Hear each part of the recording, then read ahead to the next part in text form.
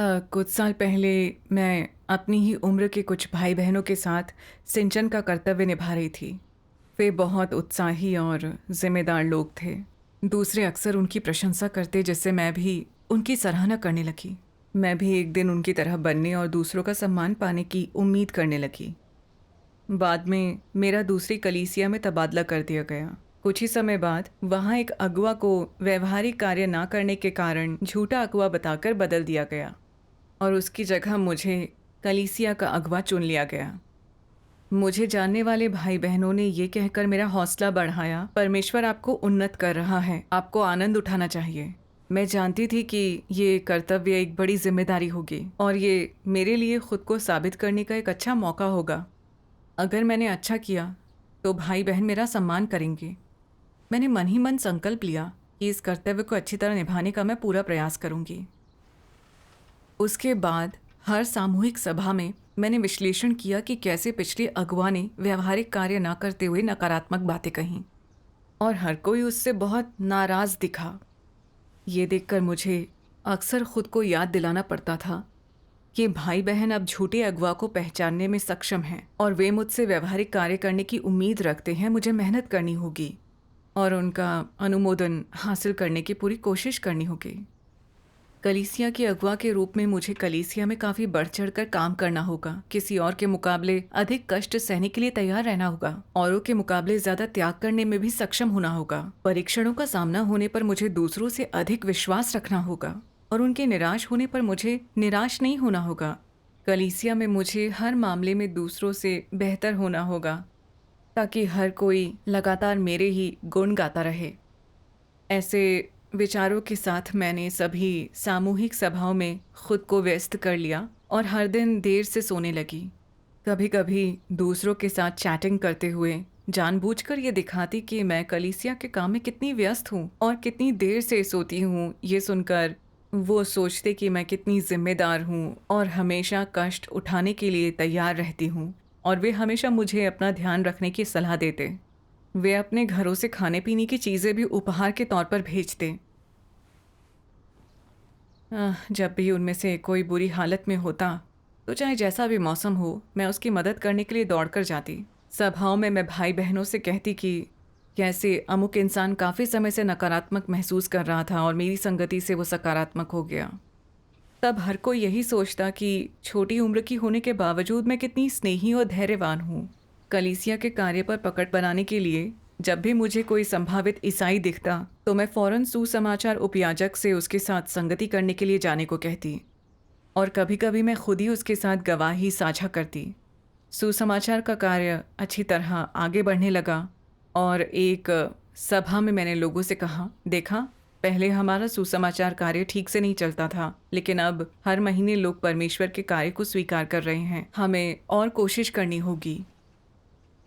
तब भाई बहनों को महसूस होने लगा कि मेरे आने के बाद से सुसमाचार कार्य अच्छा चलने लगा है। वो मेरा पहले से ज़्यादा सम्मान और आराधना करने लगे। जब मैं सभाओं में अपने अनुभवों के बारे में संगति करती तो सकारात्मक प्रवेश के कुछ उदाहरणों पर काफ़ी जोर देती थी। मुझे डर था कि अगर मैं अपनी भ्रष्टता के बारे में ज़्यादा बोलूँगी तो दूसरे लोगों को लगेगा कि मैं कमज़ोर हूँ और मेरा आध्यात्मिक कद छोटा है और फिर वो मेरा सम्मान नहीं करेंगे।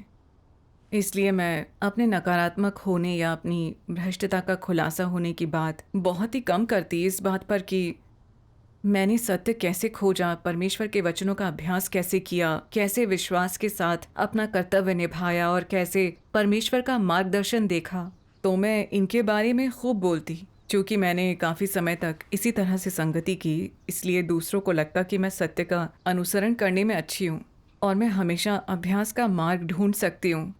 मुश्किलों से सामना होने पर भी वो संगति के लिए मुझे ही ढूंढते। कुछ समय बाद कलीसिया का कार्य हर मामले में अच्छे से आगे बढ़ने लगा।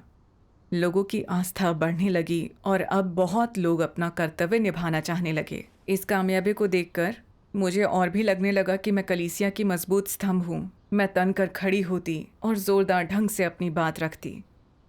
मुझे लगा कि कलीसिया की अगुवा के तौर पर मैं बेहतरीन काम कर रही हूँ और मेरा पद मेरी काबिलियत के मुताबिक है।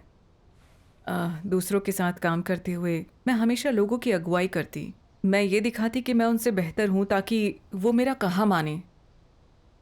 एक बार हमें सभा के लिए एक मकान किराए पर लेना था। एक उपयाजक और मेरे साथ काम करने वाले एक भाई उस मकान को देखने गए। मैंने सोचा ऐसे अहम मामले में मेरी बात मानी जानी चाहिए। जब तक मैं मकान नहीं देख लेती आप मंजूरी नहीं दे सकते। वास्तव में मैं जानती थी कि ये भाई वरिष्ठ है और इसके पास मुझसे ज़्यादा अनुभव है और वो मकान सही होगा या नहीं वो मुझसे बेहतर बता सकता है। लेकिन मैंने इस बारे में अपना दिमाग लड़ाया कि मैं खुद को ज़्यादा चतुर कैसे दिखा सकती हूँ और सोचा कोई मकान किराए पर लेते समय अन्य किन बातों पर विचार करना चाहिए। इसलिए मैंने कुछ सवाल उठाए और उन्हें जांच पड़ताल करने के लिए कहा। आखिर उस मकान में कुछ समस्याएं निकल आईं और जब मेरे सहकर्मियों को पता चला तो उन्होंने कहा हम काफ़ी शर्मिंदा हैं, हम आपसे वरिष्ठ हैं लेकिन हमने उतनी सावधानी नहीं बरती जितनी कि आपने। ये सुनकर मुझे काफ़ी खुशी हुई। तब से हर कोई सवालों के जवाब ढूंढने और चीज़ों की चर्चा करने मेरे पास आने लगा। कुछ वक्त बीतने के बाद जिन लोगों के साथ मैं काम करती थी वो थोड़े नकारात्मक होने लगे और हर बात पर मेरी राय मिलने का इंतज़ार करने लगे। वो मुझ पर ज़्यादा निर्भर रहने लगे। धीरे धीरे मैंने देखा कि सहकर्मियों के बीच मेरी प्रतिष्ठा अधिक स्थापित होती जा रही है और कलीसिया की हर बात में मेरी राय ज़रूरी समझी जाने लगी है। भाई बहन हर मुश्किल घड़ी में संगति के लिए मेरी राह देखा करते। मुझे लगा कि मेरे बिना कलीसिया का काम नहीं चलने वाला। मैं बहुत आत्मसंतुष्ट महसूस करने लगी। कभी कभी मैं सोचती कि जिन लोगों का सम्मान किया जाता है उनका दुर्भाग्य से सामना होगा और मैं परेशान होकर खुद से पूछती हर कोई मेरा इतना आदर करता है, क्या मैं भटक गई हूँ? लेकिन फिर मैं सोचती मैं एक अगुआ हूँ। भाई बहन तो अपनी समस्याएं लेकर मेरे पास आएंगे ही। उनकी कुछ समस्याओं को हल करने में मैं उनकी मदद भी कर सकती हूँ। उनका मुझ पर भरोसा करना तो सामान्य बात है। ऐसे इंसान के साथ भला कौन नहीं होना चाहेगा जो उसकी मदद करता हो। इसलिए मैंने पवित्र आत्मा की फटकारें और चेतावनियां अनदेखी कर दी और अपनी हालत या उस मार्ग की जांच पड़ताल नहीं की जिस पर मैं चल रही थी। इसके बजाय मैं बस उसी पुराने गलत मार्ग पर चलती रही। जब परमेश्वर ने मुझे ताड़ना दी और मुझे अनुशासित किया तब कहीं जाकर मेरा सुन्न हृदय जागरूक होना शुरू हुआ। एक सुबह जब मैं नींद से जागी तो मेरी बाईं आंख में बहुत दर्द हो रहा था, उससे पानी निकल रहा था और जब मैंने आईने में देखा तो पाया कि मेरे चेहरे का पूरा बायां हिस्सा सूज गया था। मेरी आंख और मुंह में कोई हरकत नहीं थी। कुछ समझ नहीं आ रहा था। उस दिन दोपहर बाद की एक सभा में एक बहन मुझे देखकर हैरान रह गई और बोली, ये तो चेहरे का लकवा है और मुझे फौरन इलाज की ज़रूरत है। अगर मैंने देर की तो मेरा चेहरा फिर कभी सामान्य नहीं हो पाएगा। इतनी गंभीर बात, ये एक जोरदार झटका था जिससे मेरा दिमाग बिल्कुल सुन्न पड़ गया। इतनी कम उम्र में मुझे ऐसी बीमारी कैसे हो सकती है? अगर उसकी बात सही है और मेरा चेहरा टेढ़ा हो गया तो मैं अपना कर्तव्य कैसे निभा पाऊंगी, लोगों का सामना कैसे कर पाऊंगी? मुझे बहुत घबराहट महसूस होने लगी और फिर मेरा दिल कमज़ोर पड़ने लगा। दूसरे सभी लोग मेरी बीमारी की चर्चा कर रहे थे लेकिन मेरे दिमाग में उथल पुथल मची हुई थी। मुझ में ज़रा से भी ताकत नहीं बची थी। उस दिन घर आते हुए मेरे पैर नहीं उठ रहे थे। मैं परमेश्वर से प्रार्थना करना चाहती थी लेकिन नहीं जानती थी कि क्या कहूँ। मैं बस परमेश्वर से मुझे राह दिखाने और अपनी इच्छा से अवगत कराने की गुहार लगाती रही। अचानक परमेश्वर के वचनों का एक भजन मेरे ख्याल में आया। तुम्हें बीमारी के कष्ट का अनुभव कैसे करना चाहिए? तुम्हें परमेश्वर के सामने प्रार्थना और उसकी इच्छा समझने की कोशिश करनी चाहिए और जांचना चाहिए कि तुमने कैसे अपराध किए हैं या कौन से भ्रष्टाचार अभी बाकी हैं। तुम्हें शारीरिक कष्ट उठाने ही होंगे। केवल कष्ट उठाने के द्वारा ही लोग निरंकुशता छोड़ सकते हैं और हमेशा परमेश्वर के सामने रह सकते हैं। जब लोग परेशानी महसूस करते हैं तो वो हमेशा प्रार्थना करते हैं, सोचते हैं कि उन्होंने कोई गलती या परमेश्वर को नाराज तो नहीं किया। ये उनके लिए फायदेमंद है। लोगों का अत्यधिक दर्द और परीक्षण से गुजरना संयोग नहीं है। हाँ, परमेश्वर के वचन कहते हैं लोगों का अत्यधिक दर्द और परीक्षण से गुजरना निस्संदेह संयोग नहीं है। परमेश्वर के वचनों ने मुझे एहसास कराया कि ये बीमारी कोई संयोग नहीं है। सही बात है। इसके पीछे परमेश्वर की नेक इच्छा है और वो मुझे अनुशासित कर रहा है। मुझे आत्मचिंतन करके ये पता लगाना होगा कि मैंने कैसे परमेश्वर को नाराज कर दिया। मैं परमेश्वर से प्रार्थना करने लगी, सर्वशक्तिमान परमेश्वर, मैं अब बीमार हूँ और अच्छी तरह जानती हूँ कि तुम मुझे अनुशासित कर रहे हो। इस तरह बीमारी द्वारा मुझे चेता रहे हो कि मैं आत्मचिंतन करूँ, लेकिन मैं बिल्कुल सुन पड़ गई हूँ। मैं अपनी समस्याओं का पता नहीं लगा पाई हूँ। कृपया करके मुझे प्रबुद्ध करो ताकि इस बीमारी के जरिए मैं अपना सबक सीख सकूं। आमीन। प्रार्थना के बाद मैं इस बारे में सोचती रही, लेकिन जान नहीं पाई कि मैंने कैसे परमेश्वर को नाराज कर दिया। मैंने फिर परमेश्वर से प्रार्थना की और राह दिखाने को कहा। मैं इसी तरह कई दिनों तक प्रार्थना करती रही। परमेश्वर का धन्यवाद कि उसने मेरी प्रार्थना सुन ली। कुछ दिनों में उसने ऐसे हालात बनाए कि मैं अपनी समस्याएं जान सकूं। एक दिन मैं एक्यूपंक्चर के लिए बहन झाओ के घर गई। उनके परिवार ने मेरा हालचाल पूछा, ये सोच के कि मैं निराश महसूस कर रही होंगी। एक्यूपंक्चर के दौरान उसने बीमारी की रोकथाम के सिद्धांत पढ़कर सुनाए। उसने मुझे चिंता छोड़कर प्रार्थना करने और आस्था रखने की सलाह दी और कहा कि इलाज से मैं जल्दी ही ठीक हो जाऊंगी। लेकिन क्योंकि पहले उसने कहा था कि फौरन इलाज न होने पर मेरा चेहरा हमेशा के लिए टेढ़ा हो सकता है, इसलिए मैं बहुत डर गई थी। लेकिन उन्हें अपनी इतनी अधिक फिक्र करते देख मैंने सोचा, अगर दूसरों को पता चला कि मैं असल में कैसा महसूस कर रही हूँ तो वो ये नहीं सोचेंगे कि मेरा आध्यात्मिक कद छोटा है। जब भी कोई परीक्षण का सामना करता है या बीमार होता है तो मैं आस्था से जुड़े सत्यों पर उसके साथ संगति करती हूँ। तब मुझे अपनी आस्था काफ़ी मजबूत महसूस होती है। लेकिन अब जबकि मैं बीमार पड़ गई हूँ तो मैं अपनी आस्था की कमी प्रदर्शित कर रही हूँ, भय व्यक्त कर रही हूँ। क्या हर कोई ये नहीं सोचेगा कि मैं सिर्फ सिद्धांतों का प्रचार कर रही थी? इसलिए मैंने मुस्कुराते हुए बहन झाओ से कहा, मैं कमज़ोर महसूस कर रही हूँ क्योंकि मैं थोड़ी बीमार हूँ, लेकिन मेरा मानना है कि सब कुछ परमेश्वर के हाथों में है। ये शारीरिक तकलीफ तो कुछ भी नहीं है। तकलीफ तो इस बात की है कि मैं परमेश्वर की इच्छा या अपनी समस्याओं को नहीं जान पा रही हूँ। यही बात मुझे सबसे ज़्यादा परेशान करती है। उन्होंने प्रशंसा भरी नज़रों से मेरी ओर देखते हुए कहा, अब आपको अपनी बीमारी के बारे में आत्मचिंतन करना चाहिए, जांच पड़ताल करके खुद को समझने की कोशिश करनी चाहिए और इलाज भी कराना चाहिए। शायद आप इसलिए बीमार हो गई हों क्योंकि आपने हमेशा कड़ी मेहनत की। आप सुबह से शाम तक अपना कर्तव्य निभाती रहीं और हम सब इसका सम्मान करते हैं। आप तो अब भी अपना कर्तव्य निभाने जाना चाहती हैं। इतनी ज्यादा फिक्र ना करें। मैंने आपके साथ काम करने वाली बहन को भी फटकार लगाई कि वो अपने हिस्से का काम नहीं कर रही है। मैंने उसे कलीसिया के काम पर ज्यादा ध्यान देने की याद दिलाई है। जब उसने ऐसा कहा तो मुझे थोड़ा असहज महसूस हुआ। फिर मैंने ये कहते हुए उन्हें उनकी गलती का एहसास कराया। सिर्फ मैं ही कलीसिया का काम नहीं करती, मुझे इतना महत्व ना दें।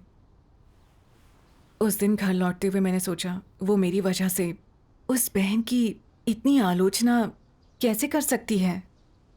क्या मैं उसकी नज़रों में दूसरों से ज़्यादा जिम्मेदार हूँ? ज़रूर मैं हमेशा खुद की प्रशंसा करती रहती हूँ और दूसरों को नीचा दिखाती रहती हूँ। मैंने सोचा कि कैसे मैंने अपनी कमजोरियां बहन झाओ से छिपा ली थी और ऐसी मजबूत आस्था होने का दिखावा किया था। क्या मैंने उसे धोखा नहीं दिया? मैं इस बारे में सोच रही थी कि सामने से बहन झांग को अपनी ओर आते देखा।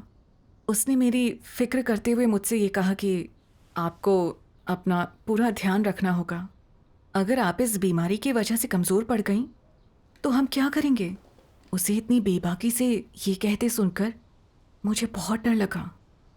रास्ते पर चलते हुए मैं उसकी कही बातों के बारे में सोचती रही। मुझे अंदर से घबराहट महसूस होने लगी और मैंने सोचा, मैं बस एक मामूली कलीसिया अगुवा हूँ। कलीसिया मेरे बिना भी बहुत अच्छी तरह से चल सकती है। वो ऐसा कैसे कह सकती है कि मेरे बिना वो क्या करेंगी? उनका ऐसा कहना यही दिखाता है कि मैंने उनके दिलों में जगह बना ली है। दिल परमेश्वर का मंदिर है। अगर मैंने उसमें जगह बना ली है तो क्या मैं परमेश्वर का विरोध नहीं कर रही? मैंने सोचा कि कैसे मैं हमेशा लोगों का अनुमोदन और प्रशंसा पाना चाहती थी, लेकिन जब मैंने उस बहन को ऐसा कहते हुए सुना तो मैं परेशान होकर डरने लगी। मैंने सोचा, क्या मैंने दूसरे भाई बहनों को भी धोखा दिया है? अगर दूसरे लोग भी बहन झांग की तरह ही सोचते हैं तो क्या मैं लोगों को अपने सामने ही लेकर नहीं आई? मैं मसीह विरोधियों के मार्ग पर चल रही हूँ। मैंने कुछ मसीह विरोधियों के बारे में सोचा जिन्हें मैंने पहले निष्कासित होते देखा था, और मेरी रीढ़ में एक ठंडी सी सिहरन दौड़ गई, जैसे किसी भयानक आपदा से मेरा सामना हो गया हो। फिर मैंने परमेश्वर के वचनों की किताब उठाई और ये अंश पढ़ा।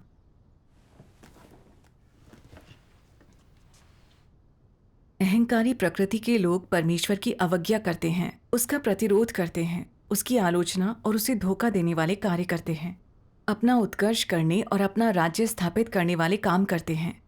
मान लो किसी देश में 20,000 लोगों को परमेश्वर के कार्य को स्वीकार करना हो और कार्य करने के लिए तुम्हें वहां भेजा जाए जहां मैं तुम्हें 1 महीने ना देखूं, अपने से कार्य करने का अधिकार दे दूं, तो 10 दिन बीतने से पहले सब लोग तुम्हें जान जाएंगे और 1 महीने के भीतर ही वे तमाम लोग तुम्हारे आगे घुटने टेक देंगे, दिल खोलकर तुम्हारी प्रशंसा करेंगे, कहेंगे कि तुम्हारे उपदेशों में अंतर्दृष्टि है और लगातार इस बात का दावा करेंगे कि हमें तुम्हारी कथनों की ही आवश्यकता थी।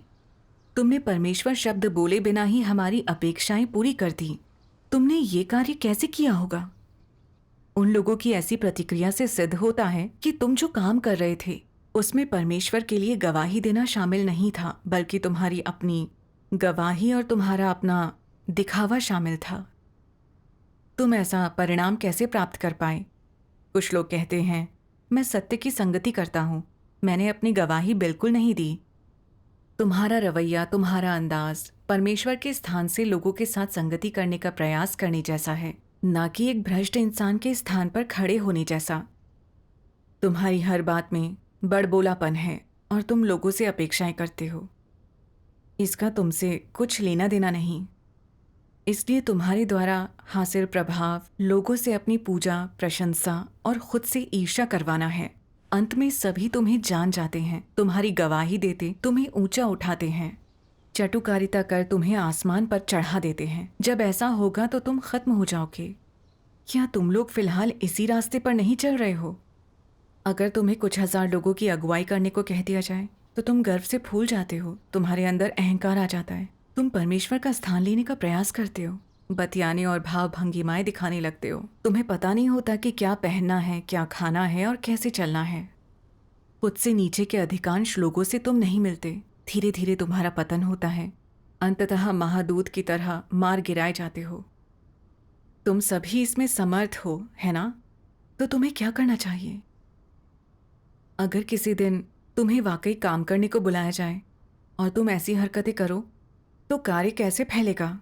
क्या समस्या पैदा नहीं हो जाएगी? फिर कौन तुम्हें बाहर जाने देने की हिम्मत करेगा?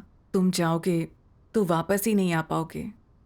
तुम परमेश्वर की किसी बात पर ध्यान नहीं दोगे, तुम बस दिखावे में लगकर अपनी ही गवाही देते रहोगे, जैसे कि तुम लोगों का उद्धार कर रहे हो, परमेश्वर का कार्य कर रहे हो। उन्हें महसूस कराओगे कि मानो परमेश्वर वहां प्रकट होकर कार्य कर रहा था। जब लोग तुम्हारी पूजा करेंगे तो तुम आनंदित हो जाओगे, और अगर वे तुम्हें परमेश्वर मान लें तो तुम इसे स्वीकार कर लोगे। उस अवस्था में जाते ही तुम खत्म हो जाओगे, रद्दी में फेंक दिए जाओगे। तुम्हारी अहंकारी प्रकृति ने कब तुम्हारा विनाश कर दिया तुम्हें पता भी नहीं चलेगा। ऐसा व्यक्ति मसीह विरोधी की राह पर चलता है। कुछ लोग बार बार अपने बारे में गवाही देने, अपनी शक्ति बढ़ाने और लोगों एवं हैसियत के लिए परमेश्वर के साथ प्रतिस्पर्धा करने हेतु अपने पदों का उपयोग कर सकते हैं। वे लोगों से अपनी आराधना करवाने के लिए विभिन्न तरीकों का उपयोग करते हैं, हमेशा उन्हें जीतने एवं नियंत्रित करने की कोशिश करते हैं। कुछ लोग जानबूझकर लोगों को गुमराह करते हैं ताकि लोग सोचें कि वे परमेश्वर हैं और उनके साथ वैसा ही व्यवहार करें। वे किसी को कभी नहीं बताएंगे कि वे भ्रष्ट हैं, कि वे अहंकारी हैं, उनकी आराधना नहीं करनी है और उनके अच्छे से किए काम परमेश्वर द्वारा ऊंचा उठाने के कारण हैं और वो वही कर रहे हैं जो उन्हें करना चाहिए। वे ऐसी बातें क्यों नहीं कहते? क्योंकि वे लोगों के हृदय में अपना स्थान खोने से बहुत डरते हैं। इसलिए ऐसे लोग ना कभी परमेश्वर को ऊंचा उठाते, ना उसकी गवाही देते हैं। वे सभी जो अधोगति पर होते हैं स्वयं का उत्कर्ष करते हैं और स्वयं की गवाही देते हैं। वे शेखी बघारते और आत्म प्रशंसा करते हैं और परमेश्वर उनके दिल में बिल्कुल नहीं है। मैं जो कह रहा हूँ क्या उसका तुम लोगों को कोई अनुभव है? बहुत से लोग लगातार खुद के लिए गवाही दे रहे हैं। मैं इस तरह से या उस तरह से पीड़ित रहा हूँ। मैंने फला फला कार्य किया है। परमेश्वर ने मेरे साथ फला फला ढंग से व्यवहार किया। उसने मुझे ये करने को कहा और वो मेरे बारे में ऊंचा सोचता है। अब मैं फला फला हूँ। वे जानबूझकर एक निश्चित लहजे में बोलते हैं और निश्चित मुद्राएं अपनाते हैं। अंततः कुछ लोग सोचते हैं कि ये लोग परमेश्वर हैं। उस मुकाम पर पहुंचने पर पवित्र आत्मा उन्हें बहुत पहले ही छोड़ चुका होगा। यद्यपि इस बीच उन पर ध्यान नहीं दिया जाता, निकाला नहीं जाता, लेकिन उनका भाग्य नियत है। वे बस दंड की राह ही देख सकते हैं। आमीन। परमेश्वर के वचनों ने मेरे दिल को किसी तलवार की तरह बेध दिया। मेरी हालत वैसी थी जैसा परमेश्वर के वचनों में कहा गया था। मैंने अपने कर्तव्य में दिखावा किया। जब से मैं अगवा बनी, मैंने सोचा कि अगवा होने के नाते मुझे बड़े आध्यात्मिक कद के साथ दूसरों से श्रेष्ठ होना चाहिए ताकि मुझे उनकी प्रशंसा मिल सके। जब मैंने अपने अनुभवों के बारे में संगति की तो मैंने बस दिखावा किया। अपनी भ्रष्टता के बारे में कोई बात नहीं की, इस डर से कि अगर उन्हें पता चला कि मैं उनकी तरह ही भ्रष्ट हूं तो वो मेरा आदर नहीं करेंगे। जब मैं बीमार पड़ी तो निराश होकर शिकायत करने लगी। मुझे काफ़ी डर लगा, लेकिन अपनी छवि बनाए रखने के लिए मैंने अपनी सच्ची भावनाओं को छिपाया और सिर्फ सकारात्मक चीज़ों की बात की ताकि दूसरे मेरी आराधना करें और सोचे कि मैं कितनी सकारात्मक हूँ, दूसरों के मुकाबले मुझ में कितनी आस्था है। एक अगवा के तौर पर मुझसे देर तक काम करने और अधिक पीड़ा सहन करने की उम्मीद की जाती थी,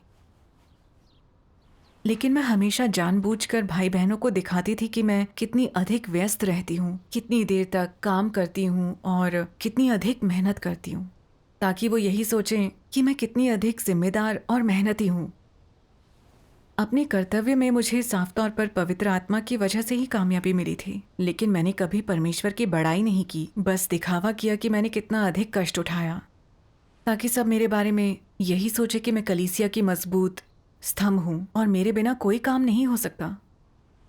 मैंने हमेशा इसी तरह संगति की और दूसरों को धोखा दिया, जिसकी वजह से मुझे इस बीमारी के जरिए अनुशासित किया गया, लेकिन दूसरों ने यही माना कि मैं कड़ी मेहनत की वजह से बीमार पड़ी हूँ।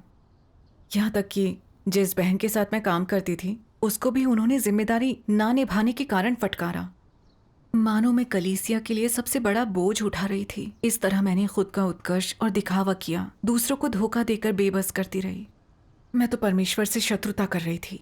हाँ, ये सोचकर मैं डरे बिना नहीं रह सकी। मैंने खुद का दिखावा करने और दूसरों को धोखा देने के लिए सभी तरह के साधनों का इस्तेमाल किया ताकि दूसरे मेरा सम्मान और आराधना करें।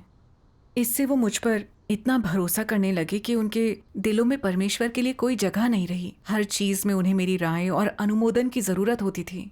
क्या मैं कलीसिया में किसी महारानी की तरह शासन नहीं कर रही थी? कलीसिया परमेश्वर की आराधना करने की जगह होनी चाहिए। खुद का उत्कर्ष करके और दूसरों को अपने सामने लाकर, क्या मेरी कोशिश परमेश्वर की जगह लेकर उसे पुतला बनाने की नहीं थी? मैं मसीह विरोधी की तरह परमेश्वर का विरोध कर उसे धोखा दे रही थी। मैंने परमेश्वर के स्वभाव का अपमान करने का भयंकर पाप किया था। मुझे काफ़ी डर लगने लगा। मैं इसलिए बीमार पड़ी थी क्योंकि मैंने परमेश्वर को नाराज़ किया था और अब वो अपना धार्मिक स्वभाव दिखा रहा था। इतनी विद्रोही और संवेदनहीन होने के कारण मुझे खुद से नफरत हो गई और मैंने देखा कि कैसे परमेश्वर का धार्मिक स्वभाव कोई अपमान सहन नहीं करता। मैं परमेश्वर के सामने गिरकर प्रार्थना और पश्चाताप करने लगी।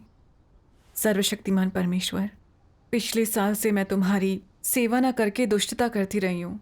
मैंने लोगों को खुद के सामने लाकर उन पर काबू करने के लिए तुम्हारे साथ होड़ की। मैंने कितनी नीचता और बेशर्मी से एक मसीह विरोधी की तरह काम किया। प्यारे परमेश्वर, मैंने बहुत बड़ी गलती की। पछतावे से भरकर मुझे परमेश्वर का सामना करने में बहुत शर्मिंदगी महसूस हुई। फिर मैं सोचने लगी, मैं ऐसे गलत मार्ग पर कैसे चल पड़ी? दुनिया में ऐसी क्या चीज़ है? आखिर ये सब किस कारण हुआ? मैंने परमेश्वर के ये वचन पढ़े।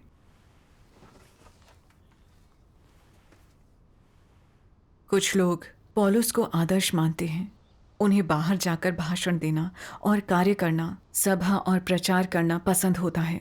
उन्हें अच्छा लगता है कि लोग उन्हें सुनते, उनकी आराधना करते और उनके चारों ओर घूमते हैं। उन्हें पसंद है कि दूसरों के मन में उनका रुतबा हो और वो उनकी छवि की कद्र करें। आओ हम इन व्यवहारों से उनकी प्रकृति का विश्लेषण करें। उनकी प्रकृति कैसी है? यदि वे वास्तव में इस तरह से व्यवहार करते हैं, ये दर्शाता है कि वे अहंकारी और दंभी हैं और परमेश्वर की आराधना नहीं करते। ऊंची हैसियत की तलाश में रहते हैं और दूसरों पर राज करना, उन्हें काबू करना, उनके मन में हैसियत पाना चाहते हैं। ये शैतान की विशेष छवि है। उनकी प्रकृति के पहलू जो अलग से दिखाई देते हैं वे हैं उनका अहंकार और दंभ, परमेश्वर की आराधना ना करना बल्कि अपनी आराधना करवाना। ऐसे व्यवहारों से तुम उनकी प्रकृति को स्पष्ट रूप से देख सकते हो। शैतान ने जब मनुष्य को भ्रष्ट कर दिया तो उनकी प्रकृति शैतानी हो गई। मनुष्य होते हुए भी लोगों ने मनुष्य की तरह बर्ताव करना बंद कर दिया है, बल्कि वे मानवता के ओहदे को पार कर गए हैं। वे इंसान होने की इच्छा नहीं रखते। वे अब और ऊंचे स्तर की आकांक्षा करते हैं। और ये ऊंचा स्तर क्या है? वे परमेश्वर से बढ़कर होना चाहते हैं, स्वर्ग से बढ़कर होना चाहते हैं और बाकी सभी से बढ़कर होना चाहते हैं। लोग इस तरह क्यों हो गए हैं? इसका मूल कारण क्या है? कुल मिलाकर यही नतीजा निकलता है कि मनुष्य की प्रकृति बहुत अधिक अहंकारी है। अहंकार की अभिव्यक्ति परमेश्वर के खिलाफ विद्रोह और उसका विरोध है। जब लोग अहंकारी, दंभी और आत्मतुष्ट होते हैं तो उनकी अपना स्वतंत्र राज्य स्थापित करने और इच्छानुसार चीजों को करने की प्रवृत्ति होती है। वे दूसरों को भी अपनी ओर खींचकर उन्हें अपने आलिंगन में ले लेते हैं। लोगों का ऐसी हरकतें करने का अर्थ है कि उनके अहंकार का सार महादूत जैसा ही बन गया है। जब उनका अहंकार और दंभ एक निश्चित स्तर पर पहुंच जाता है तो इससे ये तय हो जाता है कि वे महादूत हैं और वे परमेश्वर को दरकिनार कर देंगे। अगर तुम ऐसे ही अहंकारी हो तो तुम्हारे हृदय में परमेश्वर के लिए कोई स्थान नहीं होगा। आमीन। परमेश्वर के वचनों ने मुझे अपनी समस्या के सार की स्पष्ट समझ दी। मैंने देखा कि मैंने क्यों खुद का उत्कर्ष किया और अपने कर्तव्य में दिखावा किया। ये मेरी अहंकारी दंभी प्रकृति के कारण हुआ। मैं जिस मार्ग पर चल रही थी वो शुरू से गलत था। खुद का उत्कर्ष और अपने कर्तव्य में दिखावा करके मैं बिल्कुल पौलुस की तरह बन गई थी। पौलुस अपना कार्य करते हुए हमेशा खुद का उत्कर्ष करता और खुद की गवाही देता था, और उसने अपने पत्रों में एक बार भी ये गवाही नहीं दी कि प्रभु यीशु देहधारी परमेश्वर है। सिर्फ ये गवाही दी कि उसने कितने त्याग किए, और यहाँ तक कहा क्योंकि मेरे लिए जीवित रहना मसीह है और मैं अच्छी कुश्ती लड़ चुका हूँ। मैंने अपनी दौड़ पूरी कर ली है। मैंने विश्वास की रखवाली की है। भविष्य में मेरे लिए धर्म का वो मुकुट रखा हुआ है। उसने लोगों को ये मानने पर मजबूर किया कि उसे मुकुट और इनाम मिलना चाहिए। मैंने देखा कि मेरी प्रकृति बिल्कुल पौलुस जैसी है। मुझे इसमें आनंद आता है कि लोग मेरा सम्मान और मेरी आराधना करें, मेरे आसपास झुंड बनाकर चलें, और मैं जहाँ भी जाऊँ लोग मेरा गुणगान करें। मैं बस लोगों के दिलों में जगह बनाना चाहती थी। जैसा कि परमेश्वर के वचन कहते हैं, मैंने देखा कि मेरी प्रकृति अहंकार और दंभ, परमेश्वर की आराधना करने की अनिच्छा और दूसरों के द्वारा आराधना किए जाने की इच्छा से भरी है। मैं बहुत अहंकारी थी। मैं सृजित प्राणी की अपनी जगह लेने में अक्षम थी। मैंने परमेश्वर को परमेश्वर नहीं समझा बल्कि खुद का सम्मान बढ़ाया। मैंने अपने कर्तव्य में खुद को इस तरह ढाला कि लोग मेरा सम्मान करें, जिसकी वजह से मैंने भाई बहनों को धोखा दिया। समस्याएं आने पर उन्होंने सिर्फ मुझ पर भरोसा किया और कार्य के सभी निर्णय मुझसे ही करवाए। मैं लोगों को अपने सामने लेकर आई और अपना ही साम्राज्य स्थापित कर लिया। ऐसा व्यवहार भला कैसे परमेश्वर को नाराज न करता, वो कैसे मुझसे नफरत न करता। सही है। मेरी बीमारी परमेश्वर की धार्मिकता थी। बुरे कर्म करने और परमेश्वर का विरोध करने के कारण मैं इसी लायक थी। मुझे अनुशासित करने और मेरे बुरे कर्मों पर विराम लगाने के लिए मैंने परमेश्वर का धन्यवाद किया। परमेश्वर का धन्यवाद। ये एहसास होने पर मैंने परमेश्वर से प्रार्थना की, कल से मैं हर हाल में सत्य का अभ्यास करूंगी और देह सुख त्याग दूंगी। मैं अपनी भ्रष्टता उजागर करूंगी ताकि लोग मेरी कुरूपता देख सकें। मेरा असली चेहरा देख सकें और अब मेरी पूजा ना करें। अगली सुबह धार्मिक कार्यों के दौरान मैंने परमेश्वर के कुछ वचन पढ़े जिनमें ईमानदार इंसान होने और परमेश्वर को ऊंचा उठाकर गवाही देने की बात की गई थी। परमेश्वर के वचन कहते हैं, जब तुम परमेश्वर के लिए गवाही दो तो परमेश्वर द्वारा न्याय करने और ताड़ना देने के बारे में अधिक बात करो। किन परीक्षणों से लोगों का शुद्धिकरण और उनके स्वभाव में बदलाव करता है, अपनी उजागर हुई भ्रष्टता और तुमने कितना सहा उस पर बात करो। और आखिरकार परमेश्वर ने कैसे तुमको जीता था, इस पर बात करो कि तुम्हें परमेश्वर के कार्य का कितना असल ज्ञान है और तुम्हें कैसे उसकी गवाही देनी और उसके प्रेम का मूल्य चुकाना चाहिए। तुम्हें सरल ढंग से कहते हुए इस प्रकार की भाषा को व्यवहारिक बनाना चाहिए। खोखले सिद्धांतों की बातें मत करो, वास्तविक बातें अधिक किया करो, दिल से बातें किया करो। तुम्हें इसी प्रकार अनुभव करना चाहिए। अपने आप को बहुत ऊंचा दिखाने की कोशिश न करो और खोखले सिद्धांतों के बारे में बात न करो। ये घमंड और मूर्खता है। तुम्हें अपने असल अनुभव की वास्तविक, सच्ची और दिल से निकली बातों पर ज्यादा बात करनी चाहिए। ये दूसरों के लिए सबसे लाभकारी और उचित है। तुम लोग परमेश्वर के सबसे कट्टर विरोधी थे और उनके प्रति समर्पित होने के लिए तैयार नहीं थे, लेकिन अब परमेश्वर के वचनों के द्वारा तुम जीत लिए गए हो। इसे कभी नहीं भूलो। इन मामलों पर तुम्हें और विचार करना और सोचना चाहिए। एक बार जब लोग इसे ठीक से समझ जाएंगे तो उन्हें गवाही देने का तरीका पता चल जाएगा, अन्यथा वे और अधिक बेशर्मी से भरे मूर्खतापूर्ण कृत्य कर बैठेंगे। हाँ। अनुभव साझा करने और संगति करने का अर्थ है अपने हृदय के हर विचार, अपनी वर्तमान शारीरिक अवस्था, अपने अनुभवों और परमेश्वर के वचनों के ज्ञान और अपने भीतर के भ्रष्ट स्वभाव के बारे में बोलना, फिर अन्य लोगों को उन्हें समझने देना, सकारात्मक को स्वीकार करने और जो नकारात्मक है उसे पहचानने देना। केवल यही साझा करना है और केवल यही वास्तव में संगति करना है। आमीन। परमेश्वर के वचनों से मैंने समझा कि उसका उत्कर्ष करने और उसके लिए गवाही देने के लिए हमें अपनी भ्रष्टता और विद्रोहशीलता के बारे में ज्यादा बात करनी होगी। अपनी असली स्थिति और विचार लोगों के सामने खोल कर रखने होंगे। अपनी नीच मंशाओं, अपने कार्यों और नतीजों पर बात करनी होगी। और हमने परमेश्वर के वचनों का न्याय कैसे अनुभव किया और खुद को कैसे जाना।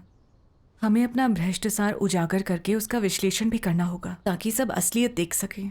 कैसे परमेश्वर ने हमें ताड़ना देकर अनुशासित किया और हमारे मार्गदर्शन के लिए कैसे हालात बनाए ताकि सब इंसान के लिए परमेश्वर के प्रेम को जान सकें। सही है। हमें खुद का बखान करने या दिखावा करने की बजाय सचमुच अपने दिल की गहराइयों से बात करनी होगी। अब अभ्यास का मार्ग मिल जाने के बाद मैंने संगति में लोगों के सामने खुलकर बताया कि किस तरह मैं मसीह विरोधियों के मार्ग पर चल पड़ी थी।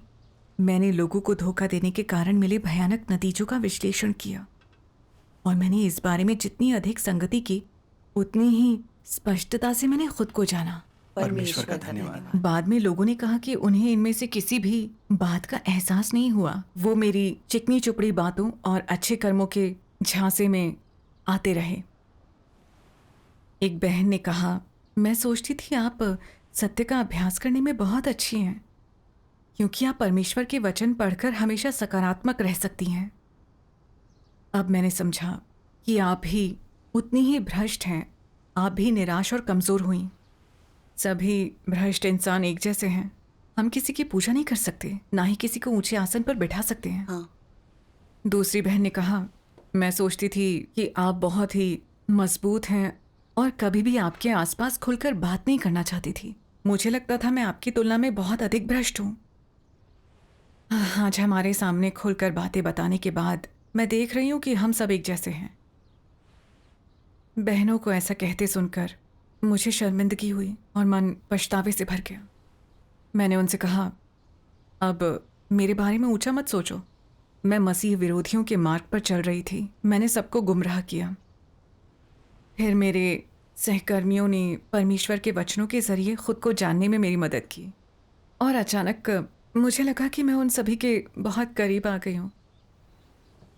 उस दिन मुझे काफ़ी सुकून मिला। उस रात मैं अपनी बीमारी भूलकर एक बच्ची की तरह अच्छे से गहरी नींद में सोई। काफ़ी समय बाद ऐसी नींद आई। अगले दिन जब मैं सोकर उठी तो ये देखकर काफ़ी खुश हुई कि मेरा चेहरा पहले की तरह ही सामान्य हो गया था। एक ही रात में मेरी हालत बेहतर हो गई। परमेश्वर का धन्यवाद। परमेश्वर का धन्यवाद।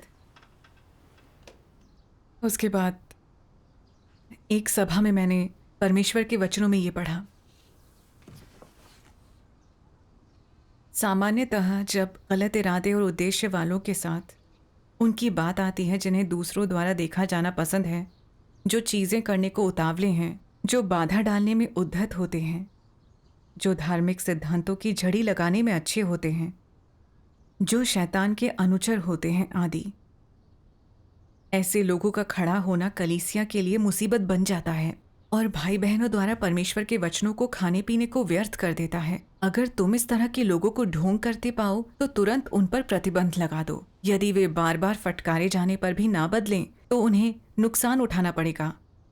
यदि वे लोग जो अपने तौर तरीकों में जिद्दी होते हैं वे अपना बचाव करने और अपने पापों को ढकने की कोशिश करें तो कलीसिया को उन्हें तुरंत बहिष्कृत कर देना चाहिए और उनकी चालबाजी के लिए कोई जगह नहीं छोड़नी चाहिए। थोड़ा सा बचाने की कोशिश में बहुत कुछ ना खो देना। अपनी निगाह मुख्य बातों पर बनाए रखो।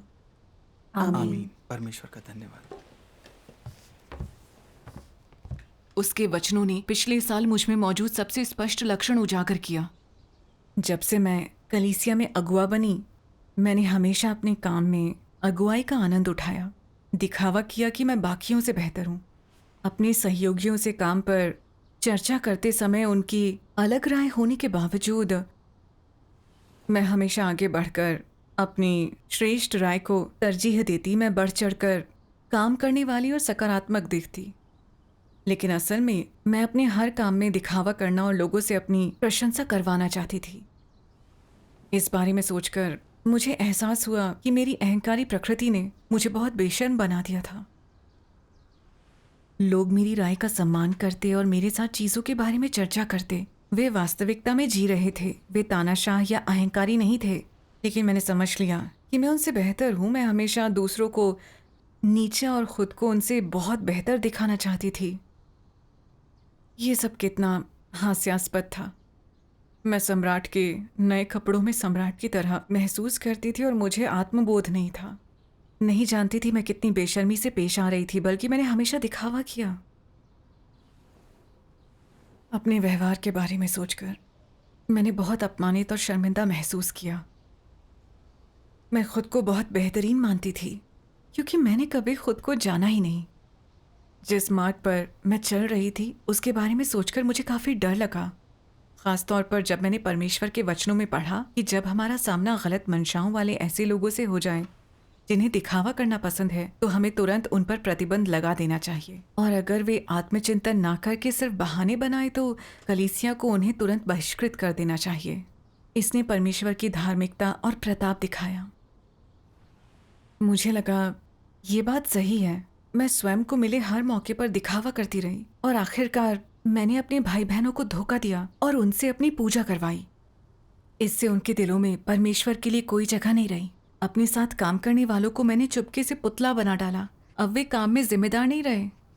कलीसिया में अनियंत्रित होकर मैंने सिर्फ नुकसान ही पहुंचाया और मुझे इसका एहसास तक नहीं हुआ, बल्कि मैंने खुद को एक उभरता सितारा मान लिया। अगर परमेश्वर ने सख्ती से मेरा न्याय न किया होता तो मैं अपने या उस गलत मार्ग के बारे में कुछ भी नहीं जान पाती जिस पर मैं चल रही थी, जहाँ से वापसी नामुमकिन है। सही बात है। इसे समझने के बाद चीज़ों के बारे में मेरा नज़रिया बदलने लगा। मैं सोचती थी कि अगर मैं ऐसी इंसान हूँ जिसे लोग आदर से देखते हैं तो थोड़ा बहुत दिखावा करना कोई बड़ी बात नहीं है, बल्कि ये तो और भी अच्छा है। अब मुझे एहसास हुआ कि ऐसी नीचता से दिखावा करना जिससे कि लोग मेरे बारे में ऊंचा सोचें बेहद शर्मनाक है। आमीन। मुझे लगा कि खुद को ना समझना, स्वभाव में बदलाव लाने की कोशिश ना करना, अपने अहंकारी स्वभाव के अनुसार चलना कितनी घिनौनी बात है। जिनके पास इंसानियत होती है वे अपना अहंकार त्याग सकते हैं, परमेश्वर में श्रद्धा रखते हैं, उचित आचरण करते हैं, व्यवहारिक तरीके से अपना कर्तव्य निभाते हैं, परमेश्वर की गवाही देते हैं। ऐसे लोग सम्मानित जीवन जीते हैं। आमीन। उसके बाद जब भी मैंने अनजाने में दिखावा किया, मुझे खुद से नफरत और पछतावा महसूस हुआ। फिर मैंने सचेत होकर खुद को याद दिलाया कि मैं चाहे जिसके साथ भी रहूं, मुझे वास्तविक होना होगा और अपनी बड़ाई नहीं करनी होगी। खासतौर पर अपनी संगतियों में मुझे अधिक व्यवहारिक होना होगा और दिखावा नहीं करना होगा। आमीन। अपने अनुभवों के बारे में संगति करने से पहले मैं परमेश्वर की प्रार्थना करते हुए उससे मेरे दिल की निगरानी करने के लिए कहती, जिससे कि मैं अपनी मंशाएं ठीक कर सकूं और उसके लिए ज्यादा गवाही दे सकूं। संगति के बाद मैं खुद से पूछती कि मैंने जो कुछ अभी कहा उसमें किसी तरह का दिखावा तो नहीं था। कभी कभी मुझे पता चलता कि मैंने जो भी कहा उसमें थोड़ा सा दिखावा जरूर था। इसलिए अगली बार जब उसी समूह से मेरा सामना होता तो मैं अपनी बात खुलकर सामने रखती और अपने पिछले व्यवहार का विश्लेषण करती, ताकि सभी लोग मेरी बातों पर ध्यान दें और आंखें मूंद कर मेरी पूजा न करें। इस तरह से संगति करने के बाद भाई बहन मेरी असली आध्यात्मिक कद को देख पाते और अब मेरे बारे में ऊंचा ना सोचते। परमेश्वर का धन्यवाद। ये इन मार्गों आमीन। के बारे में संगति करने का बहुत व्यवहारिक तरीका है। हाँ, जो भी हुआ उसके बारे में पीछे मुड़कर सोचूं तो परमेश्वर ने मुझे कर्तव्य निभाने का मौका दिया, लेकिन मैं मसीह विरोधियों के मार्ग पर चल पड़ी और परमेश्वर की दुश्मन बन गई। मैं परमेश्वर की ऋणी हूँ। अगर उसने मुझे उस बीमारी के जरिए अनुशासित न किया होता और उसके वचनों का न्याय न होता तो मैं अब भी खुद को न जान पाती। मैं हमेशा परमेश्वर की ताड़ना और न्याय प्रेम है ये जान लो नामक भजन गाया करती थी, लेकिन मैंने कभी उसका वास्तविक अनुभव नहीं किया और ना ही उसे समझ पाई। अब मैं सच में ये महसूस करती हूँ कि परमेश्वर का न्याय, ताड़ना और अनुशासन उसका सबसे बड़ा प्रेम और उद्धार है। आमीन। परमेश्वर का धन्यवाद। परमेश्वर के प्रेम के बारे में विचार करने पर मुझे प्रेरणा मिली और मुझे पछतावा हुआ कि मैंने सत्य का अनुसरण नहीं किया। मैंने खुद से कहा कि मुझे एक ईमानदार इंसान बनने की कोशिश करनी होगी। सभाओं में मैंने परमेश्वर के वचनों में इस तरह संगति करने पर ध्यान दिया जिससे कि परमेश्वर के लिए गवाही दी जा सके। अपने सहकर्मियों के साथ मैंने उनकी ऐसी राय का सम्मान करने और उसे स्वीकार करने पर ज्यादा जोर दिया जो सत्य के अनुरूप होती, और मैंने उन्हें नीचा दिखाना और पहले की तरह दिखावा करना बंद कर दिया। मैं और मेरे सहयोगी एक जैसा सोचने लगे। अब कोई भी किसी की अगुवाई नहीं करता। समस्याएं आने पर सभी लोग सिद्धांतों की खोज करते और उन पर अमल करते। मैं परमेश्वर के न्याय और ताड़ना की बहुत आभारी हूँ, जिसकी वजह से मैंने उसके धार्मिक स्वभाव को जाना और उसमें श्रद्धा रखने लगी। परमेश्वर की सेवा करते हुए मैंने एक सृजित प्राणी का अपना स्थान ग्रहण करने और अपना कर्तव्य अच्छे से निभाने की कोशिश की। मुझे बचाने के लिए सर्वशक्तिमान परमेश्वर का धन्यवाद। आमीन। परमेश्वर का धन्यवाद। इतना बढ़िया अनुभव है। हाँ, परमेश्वर का न्याय और ताड़ना हमारे लिए उसका प्रेम और उद्धार है। बिल्कुल सही। परमेश्वर का धन्यवाद।